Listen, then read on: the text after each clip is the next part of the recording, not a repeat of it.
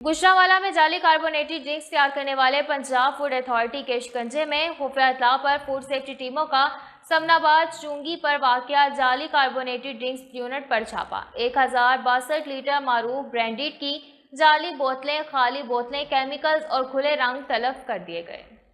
जाली लेबल्स, ढक्कन, pressure pump, machinery और गैस सिलेंडर जब्त करके मुकदमा दर्ज कर लिया। खुले रंग, केमिकल्स और आलूदा पानी से जाली बोतलें तैयार की जा रही थी। मारूफ ब्रांड्स की जाली लेबल लगी बोतलें बरामद होने पर कार्रवाई अमल में लाई गई। ममनुआ मुज़र सेहत खुले रंगों, केमिकल से तैयार माहौल नीले ड्रमों में रखा पाया गया। जालसाजी का मकरूह धंधा करने वालों के खिलाफ मुकदमा दर्ज करवा दिया गया। जाली बोतलों का घिनौना धंधा करने वालों का कारोबार जड़ से उखाड़ दिया जाएगा।